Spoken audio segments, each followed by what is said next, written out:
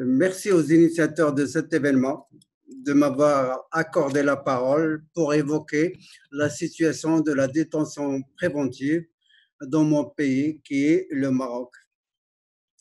Je me présente d'abord, Youssef Meded, consultant et manager au sein d'une association qui travaille pour la protection des mineurs en conflit avec la loi. Mais on s'intéresse également à la question de la politique pénale au Maroc.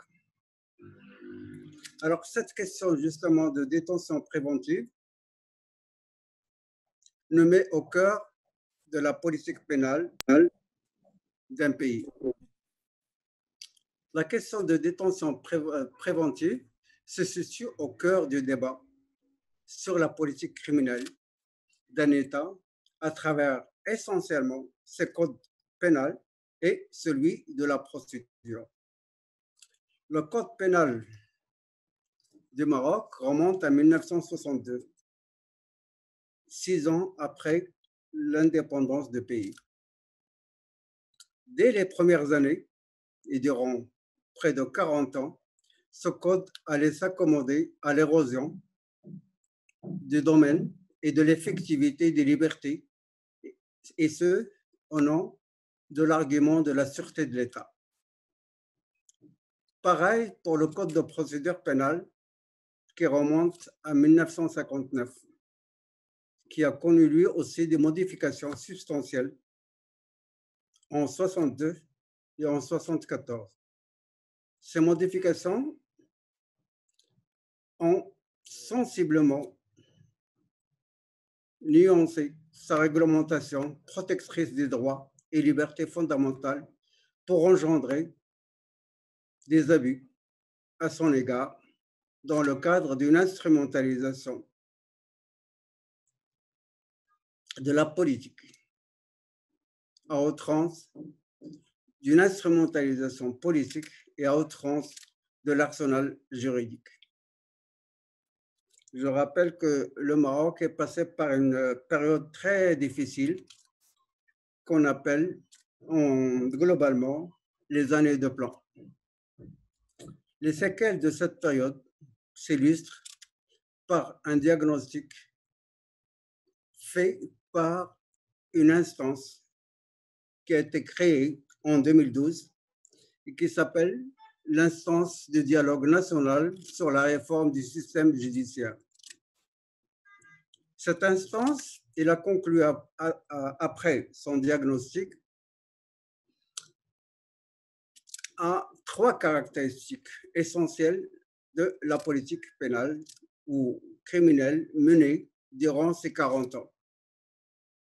Une inflation des textes d'incrimination et de sanctions, une non-rationalisation de la détention préventive et une insuffisance cruciale de vérification des règles justifiant le placement en garde à vue.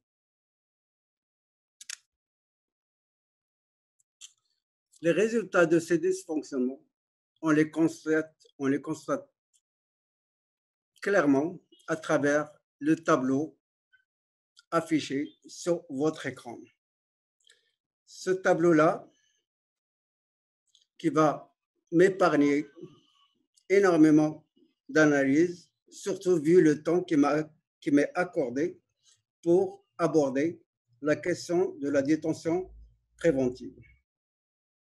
Je retiens seulement le chiffre, 2 chiffres essentiels.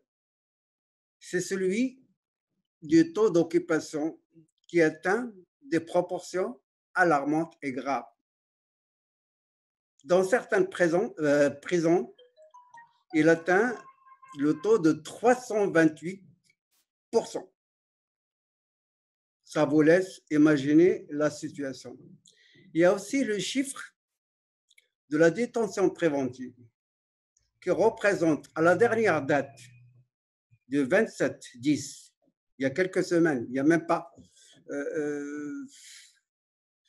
un mois, 45,7% de la population carcérale en détention préventive. Ces chiffres que vous voyez sont relevés des sources officielles.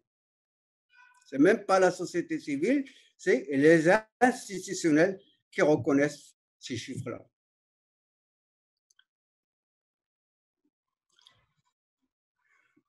L'amorce d'un processus de réconciliation et de rupture avec ce passé-là, elle est donnée à travers surtout une instance, ce qu'on appelle l'instance d'équité et de réconciliation, l'occasion à une transition, en tout cas à l'affichage de la volonté d'une transition pour rompre avec ce passé-là et partir vers un avenir, ou plutôt une transition vers un état de droit. Ce processus, il a commencé exactement dans les années 2000.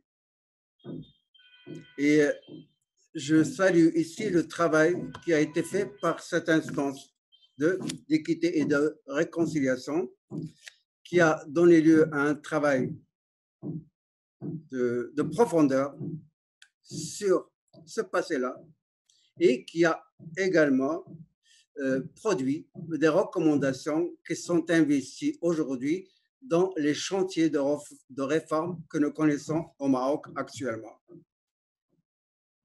Parmi ces chantiers de réforme, il y a le projet du code pénal actuel. Ce projet-là promet une rupture avec l'ancien ère. Il promet de s'inscrire sur la refonte de ce système pénal afin de permettre au Maroc de s'harmoniser, à la politique criminelle du Maroc de s'harmoniser dans sa structure et son contenu avec la nouvelle constitution, celle de 2011, avec les engagements internationaux du Maroc et également avec les exigences des conventions des droits de l'homme et de leurs protocoles annexes. Relativement à cette question de prévention, ou plutôt de détention préventive ou provisoire, nous, en tant que composants de la société civile, nous n'avons pas cessé durant des années et des années de revendiquer, d'abroger un tas de lois qui rentrent dans la restriction, surtout essentiellement des libertés individuelles. Aujourd'hui, nous avons énormément d'associations qui revendiquent l'abrogation de la loi sur l'avortement, sur plutôt la liberté ou contre l'adultère, contre les relations, ce qu'on appelle entre guillemets les relations hors tradition, entre adultes, et ainsi de suite. Nous avons tout un mouvement aujourd'hui qui réclame l'abrogation d'un ensemble, d'un énorme lot d'incrimination de certaines libertés et également d'un héritage de cette période de lois incriminant la mendicité, incriminant bref. Notre point crucial de notre plaidoyer aujourd'hui est le fait que la détention préventive est issue de l'inflation des délits mineurs. Donc, en réclamant la réduction de ces incriminations, on arrive à réduire le champ d'application de la détention préventive. Il y a aujourd'hui un débat au sein du Parlement concernant justement ce nouveau projet de code pénal.